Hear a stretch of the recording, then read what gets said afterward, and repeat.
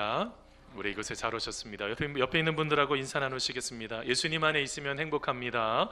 예수님 안에 있으면 행복합니다. 여러분, 예수님 안에 있으면 행복합니다. 여러분, 늘 어떤 다른 여러 가지 조건들이 있다고 할지라도 꼭 예수님과 함께 여러분 동행하시는 우리 귀한 분들 되시기를 간절히 축원합니다. 여러분, 한 이야기가 있었습니다. 어느 날 한 학생이요, 마음을 다해서 기도하기 시작했습니다. 기도한 후에요, 하나님께서 이 학생을 만나 주셨습니다. 그 학생과 나눈 대화 이야기입니다. 하나님께는 1억 년이 얼마나 긴 시간인가요? 그래서 하나님 말씀하십니다. 그것은 1초밖에 되지 않는단다. 그러면 하나님, 혹시 하나님께는 10억 원은 얼마인가요? 했더니 하나님이 이렇게 말씀하십니다. 그것은 1원밖에 되지 않아. 그랬더니 이 학생이요, 씩 웃더니 이렇게 하나님 앞에 질문합니다. 하나님, 그럼 저 1원만 주세요. 했더니 하나님이 이렇게 대답했다고 그럽니다. 그러면 1초만 기다리도록 해라. 1초가 얼마입니까? 1억 년을 기다려야지 되는 여러분, 이것들, 제가 이거를 보다가 여러분 기다림에 대해서 생각해 보게 됐습니다. 여러분, 우리 인생은요 늘 기다림의 연속이에요. 여러분, 유경환이라는 아동문학가가 있습니다. 기다려야지 라는 저 시를 줬는데요, 한번 들어보세요. 꽃이 아니 궁금해 쪼개 보기엔 너무 작고 딱딱해. 꽃이 아니 궁금해 귀에 대고 들어보지만 숨소리도 없어. 꽃이 아니 궁금해 코에 대고 맡아보지만 냄새도 없어. 궁금해도 기다려야지 꽃이만 아니야. 기다려야 할 건 참고 기다려야지 라는 시예요.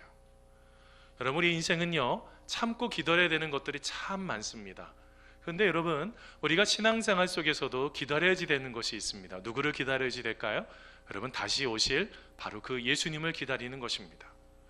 여러분, 오늘부터 이제 교회력으로 표현하면 새해가 시작이 됩니다.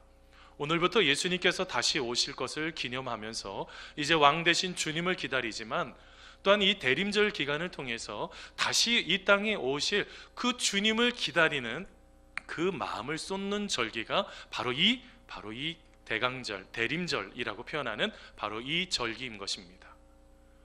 여러분, 예수님을 기다리고 계십니까? 여러분의 인생 가운데 함께 하실 그 예수님 말씀하십니다.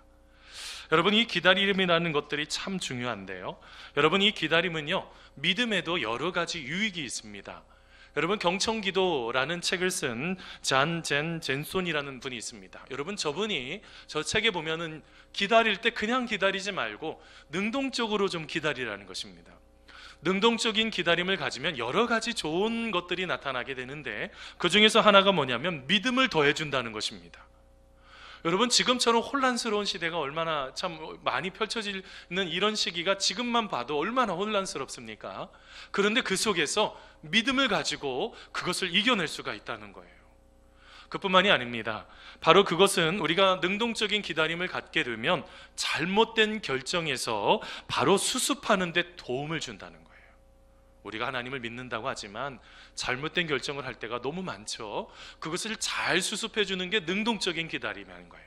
우리 주님께서 도와주시면, 우리 주님께서 오시면 이 문제가 해결될 수 있다는 그 능동적인 기다림이요.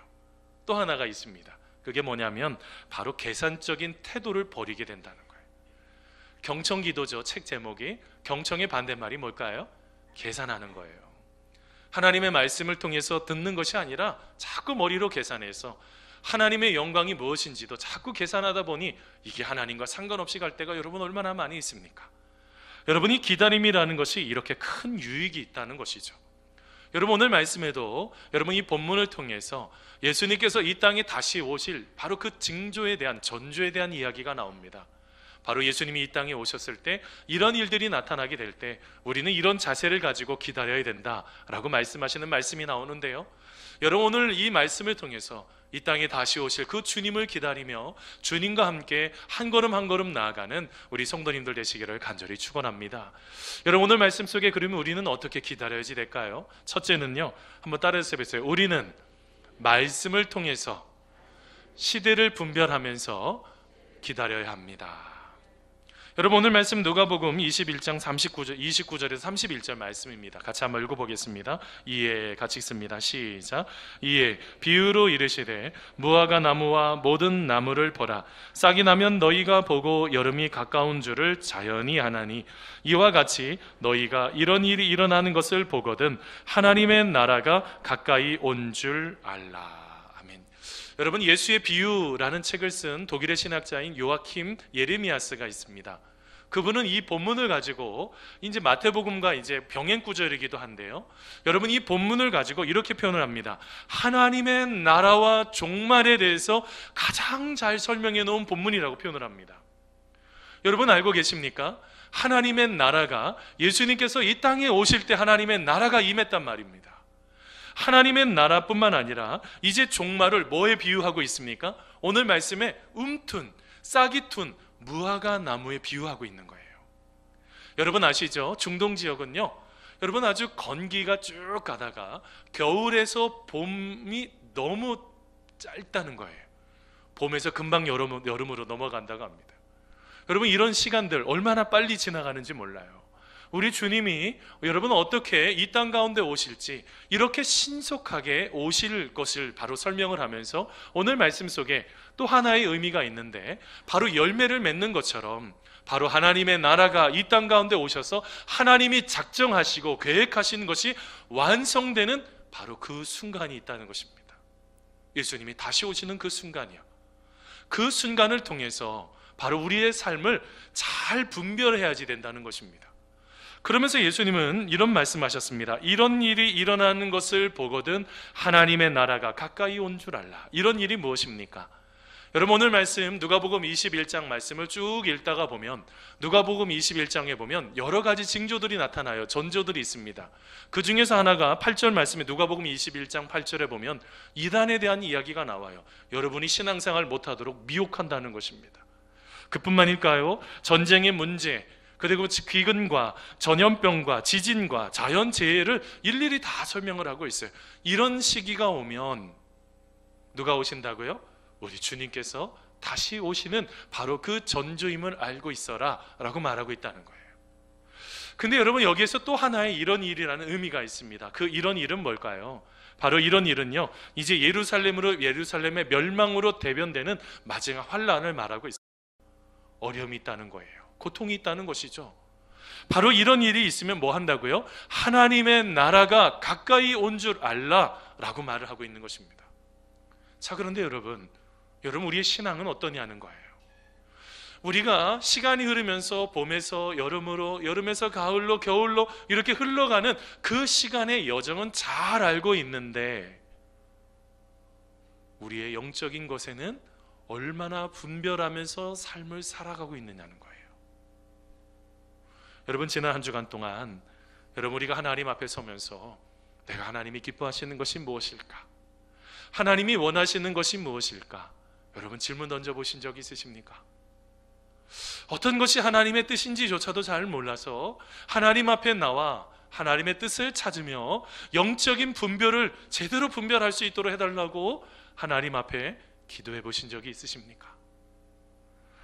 여러분, 우리가 자꾸 이 시대를 나의 상황과 나의 여건과 나의 지금 가지고 있는 생각으로 이 시대를 판단하려고 합니다. 읽히지가 않죠. 도리어 혼란스러운 것입니다. 오늘 말씀에 주님께서 뭐라고 말씀하시니까 모든 것은 다 없어진다고 말씀하셨습니다. 그러면서 이렇게 말씀하셨습니다. 여러분, 오늘 말씀 32절 33절 말씀입니다. 같이 한번 읽어보겠습니다. 내가, 같이 읽습니다. 시작. 내가 진실로 너희에게 말하노니 이 세대가 지나가기 전에 모든 일이 다 이루어지리라. 천지는 없어지겠으나 내 말은 없어지지 아니하리라. 아멘.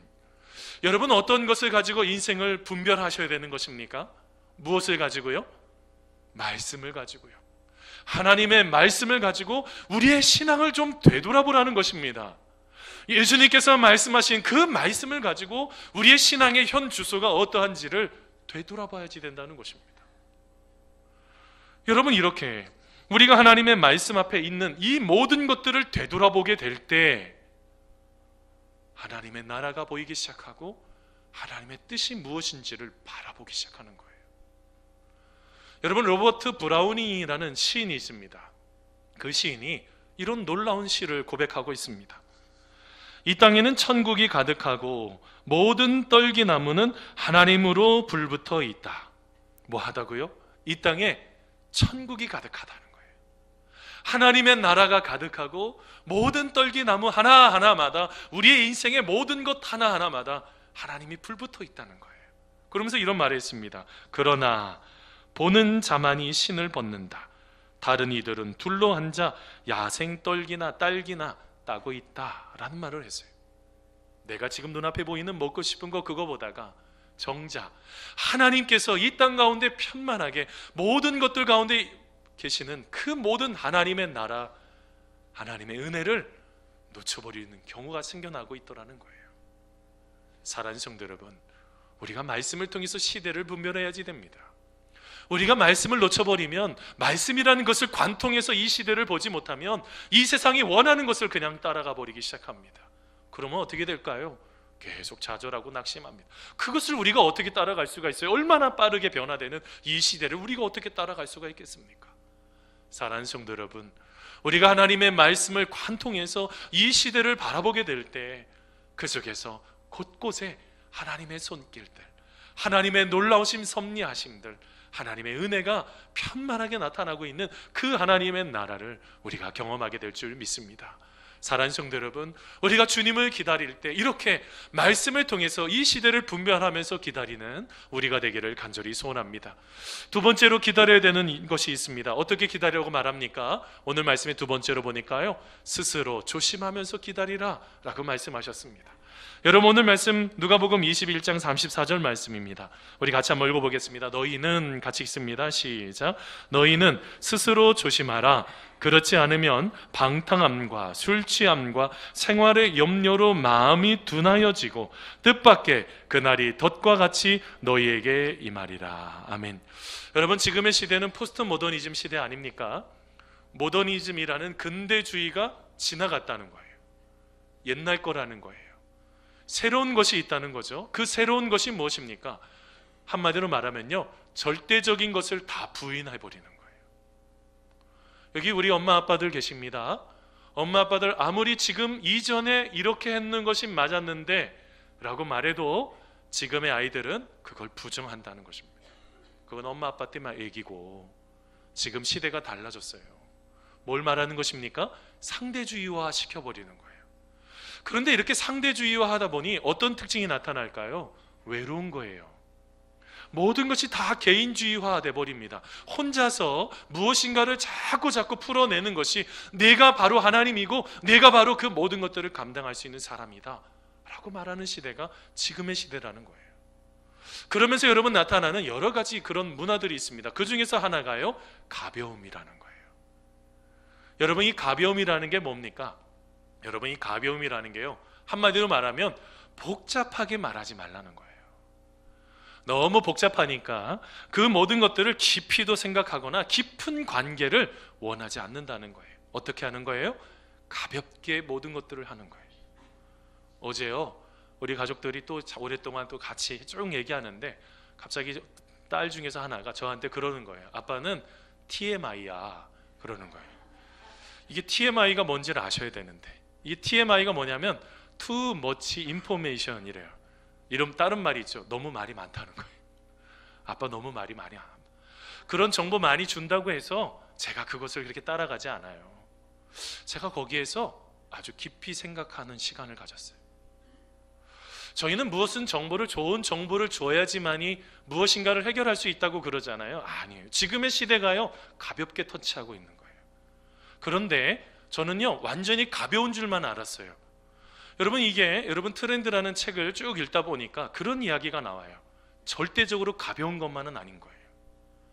그 깊이 내면에 생각이 아주 많은 거예요. 어떤 생각이 있을까요?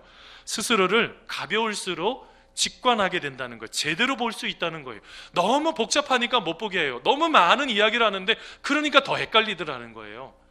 직관할 수 있는 것이 생겨나게 되는 것이고, 그 다음에 뒤에 투명하며, 이게 되게 중요해요. 드러나야 된다는 거예요. 어떻게 교회가 돈을 쓰고 있는지 드러나야지. 요즘 아주 그것을 다 투명하게 드러내기를 원한다는 거예요. 저희도 다 드러내지 않습니까? 또 하나 뭔지 아세요? 뒤탈이 없어야 된다는 거예요. 잘못 결정하면, 너무 가볍게 터치하지 않으면 이것이 도리어 나중에 문제가 생겨서 너무너무 어려워서 원치 않는 생각들을 하니 바로 그렇게 한다는 거예요. 근데 제가 그걸 보다가 신앙생활 속에서도 그래야 되지 않을까라는 생각을 해보게 되었어요. 너무 복잡해요. 왜 복잡할까요? 여러분, 하나님께서 그렇게 복잡하게 만드셨을까요? 아니에요. 우리가 복잡해요. 우리가 복잡하면서 어떻게 할까요? 하나님이 기뻐하시는 그 모든 것 속에서 스스로를 직관하려고 하는 것을 하진 않아요. 말씀을 통해서 나를 봐야지 되거든요. 나의 지금의 현주소가 어떤지를 제대로 보셔야지 됩니다. 나를 놓쳐버리니 아무로 그 위에다가 열심히 쌓는다고 해도 모래 위에 쌓는 것과 똑같은 거잖아요. 투명하셔야지 돼요. 다 보이셔야 돼요. 목사님, 꿍꿍이를 모르겠어요. 여러분, 이런 이야기를 한다고 하면 이게 얼마나 안품이에요. 또 하나가 뭐가 있었습니까?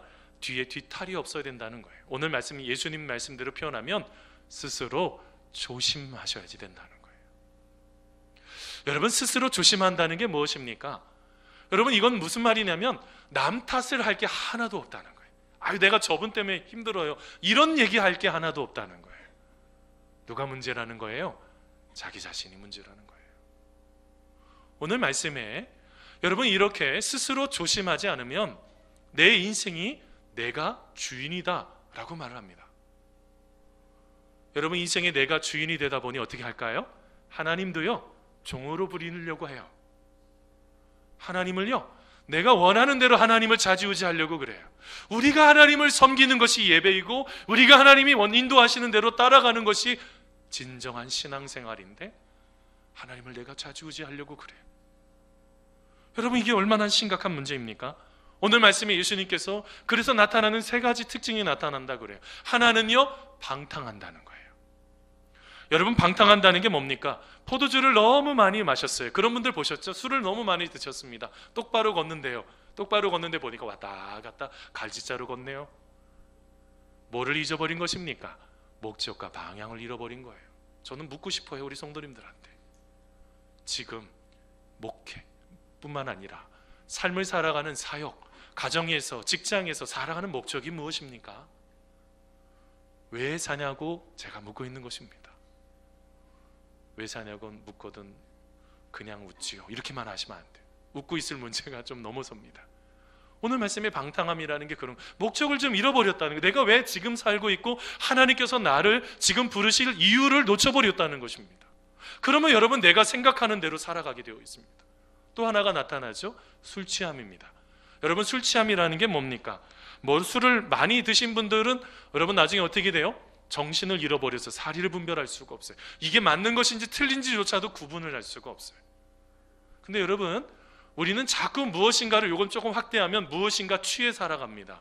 뭐에 취해 살아가요? 돈에 취해 살아가고요, 명예에 취해 살아가고요, 어떤 권력을 잡기 위해서 살아간다고요. 뭘 놓쳐버린 것입니까? 하나님께서 우리 가운데 계획하신 것들을 놓쳐버려요. 술 취함과 방탕함은 성령님께서 우리의 삶을 이끌어 가시는 그 모든 것들을 부인한다는 것입니다. 또 하나가 있죠. 뭐가 따라갔습니까? 생활에 염려가 생겨나기 시작한다는 거예요. 이상하죠? 하나님과의 관계가 아주 긴밀할 때는 마음속에 두려움이 없었습니다. 염려가 없었습니다.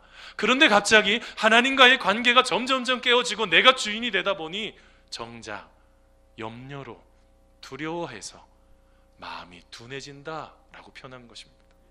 마치요, 마취를 해가지고요, 감각이 없어지는 것처럼, 이게 내 몸인데 왜 몸이 제 마음대로 못 움직이지 하는 것처럼 인생의 무감각한 인생으로 삶을 살아가게 되더라는 거예요.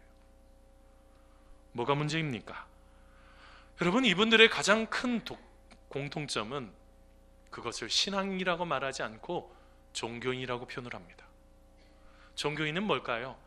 변화에 대해서 관심이 없습니다. 내가 하나님을 믿음을 통해서 내 인생이 변화되어야 된다는 것에 관심이 없습니다. 그냥 와 앉아 있는 것입니다. 여러분, 이게 얼마나 큰 아픔입니까? 이게 얼마나 큰 고통이에요. 그런데 오늘 말씀에 예수님께서 말씀하시면서 스스로 조심하라, 그래서 이런 것들에 빠지지 않도록 스스로 조심하라. 근데 이걸로 끝나버리질 않아요. 그 뒤에, 그 날에 덫과 같이 임할 것이다 라고 말씀하셨어요. 여러분, 덫이 무엇입니까? 덫은요, 눈에 살짝 이것이 어떤 것에 덮어져 있어서 이게 덫이 있는 건지 없는 것인지 구분이 잘 안 돼요.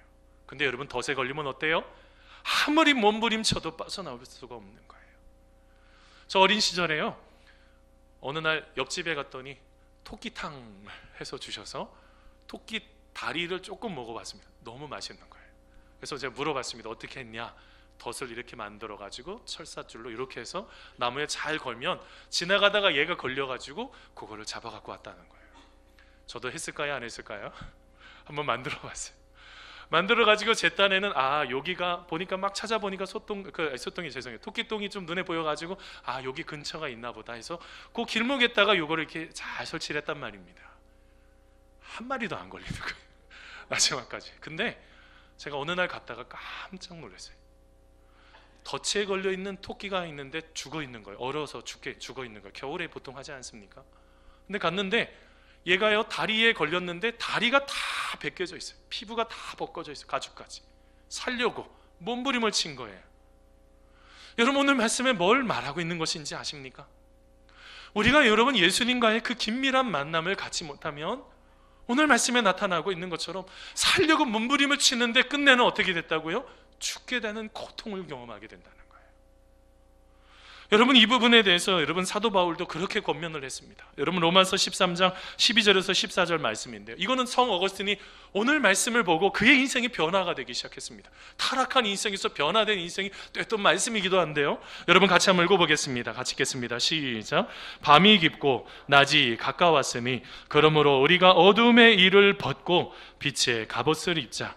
낮에와 같이 단정히 행하고 방탕하거나 술 취하지 말며 음란하거나 호색하지 말며 다투거나 시기하지 말고 오직 주 예수 그리스도의 옷 입고 정욕을 위하여 육신의 일을 도모하지 말라. 아멘. 여러분, 어떻게 해야 된다는 거예요? 예수님의 옷을 입어야지 된다는 거예요. 내가 예수님을 옷을 입고 날마다 예수님과 함께 동행하게 될 때 우리가 어떻게 해야 한다고요? 그 모든 것들 가운데 덫과 같은 바로 그곳에서 우리가 자유하는 인생이 될 수가 있다는 거예요. 사랑하는 성도 여러분, 기다릴 줄 아는 사람은요, 고통을 먼저 선택합니다. 어려운 것을 먼저 선택합니다. 즐거움은 그 뒤에 선택을 하는 거죠. 어리석은 사람은요, 내 눈앞에 있는 즐거움을 먼저 선택을 해요. 그러다 보니 여러분 어떻게 할까요? 끊임없이 좌절하고 넘어지는 것입니다. 사랑하는 성도 여러분, 그런 삶을 벗어나기 위해서 철저하게 여러분 예수님을 만나는 여러분 우리가 되시기를 간절히 소원합니다. 여러분, 마지막으로 한 가지 더 보려고 합니다. 그러면 우리는 또 마지막으로 어떻게 기다려야 될까요? 이게 되게 중요합니다. 한번 따라서 해보세요. 우리는 항상 기도하면서 깨어 기다려야 됩니다. 깨어 기다려야 합니다. 여러분, 오늘 말씀 36절입니다. 같이 한번 읽어보겠습니다. 이러므로, 같이 읽습니다. 시작. 이러므로 너희는 장차올 이 모든 일을 능히 피하고 인자 앞에 서도록 항상 기도하며 깨어 있으라 하시니라. 아멘. 어느 목사님 이야기입니다. 목사님이요, 신방을 마치고 돌아오는 중에 있었습니다. 근데 키가 작은 아이가요, 집에 이 초인종을 누르려고 하는데 아이가 키가 너무 작은 거예요. 까치발을 띄고 막 누르는데 잘 안 돼요. 그랬을 때 목사님이 그냥 지나칠 수 없지 않습니까? 그래가지고요, 그 목사님이 그 아이가 누르려고 하는 여러분 그 초인종을 목사님이 대신 띵동 하고 눌러줬습니다. 그리고 그 목사님이 이렇게 말했습니다. 내가 또 뭘 도와줄까? 라고 말했더니 그 아이가 이렇게 말하더라는 거예요. 목사님, 이제 우리가 할 것은 여기서 빨리 도망치는 거예요. 저는 지금 남의 집 초인종을 누르고 도망가기 놀이를 지금 하고 있었거든요. 라고 말하더라는 거예요. 어쩔 수 없이 목사님이 그 아이 손잡고 뛰어서 도망을 갔더라는 거예요. 여러분, 알고 계세요? 우리가 조금만 깨어있지 못하면 이런 일들이 많이 수없이 펼쳐지는 것들이 일어납니다. 저희 가까운 친척 중에서 저하고 똑같은 나이 여러분 그 친척이 있어요. 학력고사 시험 볼 때인데 학력고사 시험 보기 그냥 바로 전날인가 그랬습니다. 근데 학력고사 보는 시험 전날 나중에 보니까 시험을 못 봤다는 거예요. 그래서 내가 이상해서 어떻게 됐는가 봤더니 학력고사 보기 전날 친구들하고 오락실을 갔대요. 그 오락실을 왜 가요? 학력고사 보기 전날. 오락실을 갔는데 친구들하고 오락을 막 하다가 마지막에 어떻게 했냐면, 야, 너 있잖아, 여기 서 있어. 여기 서 있으면 내가 이따가 너 부를게 해서 그냥 서 있었더라는 거예요. 근데 나중에 알고 봤더니 그놈들이, 안에 있었던 애들이 돈을 훔친 거예요. 돈을 훔치다 보니까 누구까지도 붙잡혔을까요? 뒤에서 얘는 망을 봐주는 아이가 돼버린 거예요. 그래서 이 아이가 같이 우리 친척이 붙잡혀서 끝내는 학력고사 시험을 보질 못했습니다. 경찰에 있느냐고. 여러분, 이런 일들이 얼마나 많은지 아십니까? 여러분에게 어떨 때는 아주 간교한 말로 여러분을 자꾸 흔들어서 너 이렇게만 하면 참 좋아 하면서 어떻게 하는지 아십니까? 버려버린다고요. 뭐처럼요?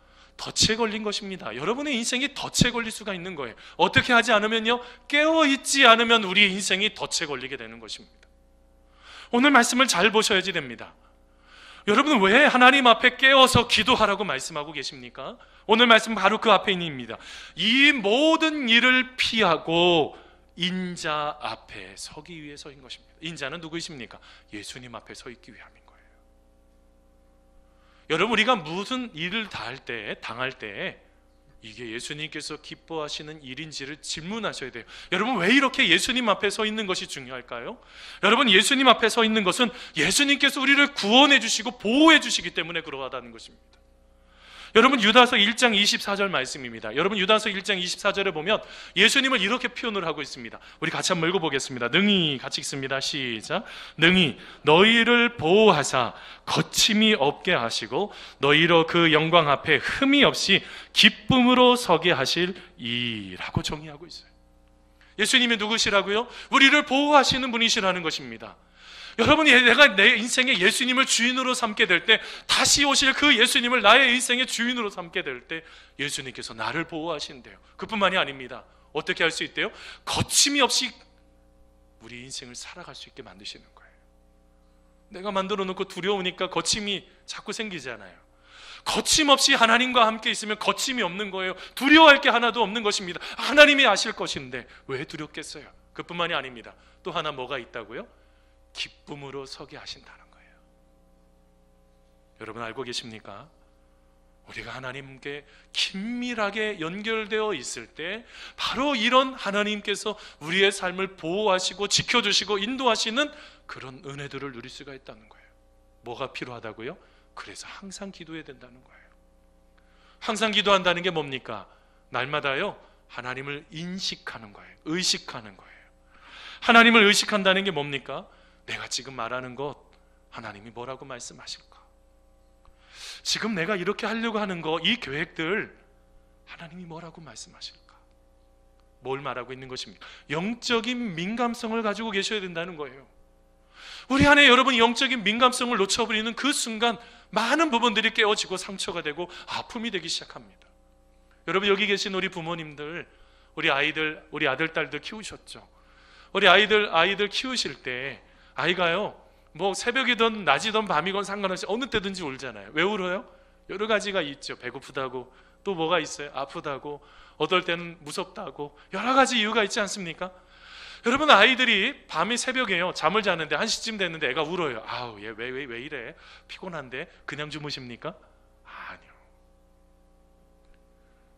여러분, 그렇게 영적으로 깨어있지 않으면 아무리 무엇인가가 잘못되어 가고 있는데 이게 보이지 않는다고요. 이게 문제가 있는데도 이게 보이지가 않는다고요. 여러분, 뭘 말하고 있습니까?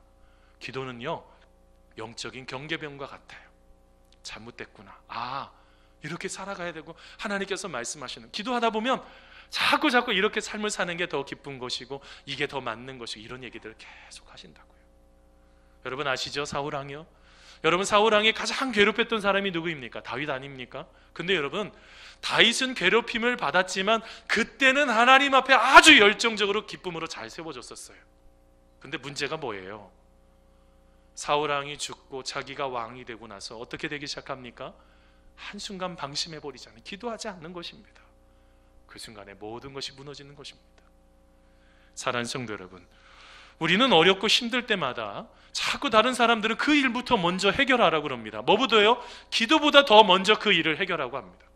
근데 여러분 오스왈드 챔버스가 이런 말을 했어요. 사람들은 급한 상황을 당할 때 급한 일부터 먼저 하라고 합니다. 하지만 우리 주님은 오히려 더욱 기도할 것을 권하십니다 라고 말합니다. 문제를 해결하는 게 먼저가 아니라고요. 기도하지 않고 어떻게 그 문제들을 선하게 가장 좋은 방법으로 여러분 풀어낼 수가 있겠습니까? 사랑하는 성도 여러분, 우리가 하나님 앞에 진심으로 항상 깨어 기도하는 우리가 되기를 간절히 소원합니다. 그러할 때 하나님의 놀라우신 그 손길이 그 순간 보이기 시작한다고. 아, 하나님이 일하시는구나. 지금은 내가 몰랐지만 하나님께서 역사하시는구나. 사랑하는 성도 여러분, 우리가 주님 안에서 그런 놀라운 그 모든 것들을 기대하시면서 혹여나 넘어졌다고 한다면 다시 주님의 오심을 기다리고 주님과 함께 다시 한번 일어서는 우리 성도님들 되시기를 간절히 축원합니다. 여러분, 말씀을 맺히면서요, 강준미 목사님의 책 중에서 기다림은 길을 엽니다 라는 책이 있어요. 여러분, 저 책에 보면 코리텐붐 여사의 나의 주는 주의 피난처라는 책 내용이 나옵니다. 어느 날 여러분, 코리텐붐 여사가요 10살이나 11살쯤 됐을 때 열차를 타고 암스테르담에서 하렘이라는 지역으로 가고 있었습니다. 근데 여러분, 이 코리텐붐이요, 이렇게 어떤 책을 읽다가 단어 하나를 보게 된 거예요. 그게 뭐냐면 10살짜리 아이를 생각하면서 성범죄라는 단어를 보게 된 거예요. 아빠에게 묻습니다. 아빠, 성범죄가 뭐예요? 근데 아빠가요, 평상시에는 늘 친근하게 얘기하시는데 얘기를 안 하시는 거예요. 근데 갑자기 이제 내릴 때가 됐을 때 그 가방 안에 아주 무거운 것들, 시계하고 여러 가지 시계를 고치는 많은 부속품이 들어있는데 그거를 코리텐붐에게 주면서 딸아, 이거 한번 들어봐 하면서 드는데, 아빠 이거 너무너무 무거워요 라고 말했을 때 그때서부터 아빠가 가르치기 시작했습니다. 내용은 이런 것입니다. 그렇지, 어린 딸에게 이런 짐은 들라고 시키는 아버지는 아주 이상한 아버지일 거다. 코리, 지식도 마찬가지란다. 어떤 지식은 아이들에게는 너무 무겁단다. 내가 나이가 들고 더 튼튼해지면 그때는 감당할 수 있을 거야. 지금은 그저 아빠가 너를 위해 짐을 들 거라고 믿어야 한단다 라고 말했다는 거예요. 저 그거를 보다 여러 가지 생각이 많아졌습니다. 여러분, 우리는 답을 다 알아야지 된다고 그러잖아요. 근데 여러분, 그 무거운 짐의 답을 아셔서 어떻게 하시려고요? 그 엄청난 것들 내가 감당할 수가 없어서 우리 주님께서 십자가에 다 달려 돌아가실 때 그 모든 무거운 짐을 다 짊어지신 그 주님이 짊어지셔야 되는 짐이 있는 건데 그거를 왜 알려고 하십니까? 여러분, 뭘 말하고 있습니까? 여러분, 우리가 자꾸 면 내가 내 힘으로 모든 것들을 풀려고 그래요. 억지로 알려고 그 모든 것들을 아는 것, 그것이 마치 맞다라고 생각할 수가 있어요. 그런데 여러분, 그 모든 것은요, 주님 앞에 내어 맡기시는 거예요. 내가 감당하는 영역이 아닙니다. 수고하고 무거운 짐진 자들아, 다 내게로 오라. 내가 너희를 쉬게 하겠다고 말씀하셨어요. 그러면 여러분, 그 안에서 자유하시면 됩니다. 주님 앞에 다 내어 맡기고, 무슨 뜻인지 지금은 모르겠지만 주님, 분명한 것은 주님은 신실하십니다. 저는 주님을 끝까지 신뢰하겠습니다. 오늘부터 대림절이 시작됩니다. 다시 주님의 그 신뢰하고 주님과 함께 길을 걸어가시는 우리 사랑하는 우리 귀한 성도님들 다 되시기를 간절히 축원합니다.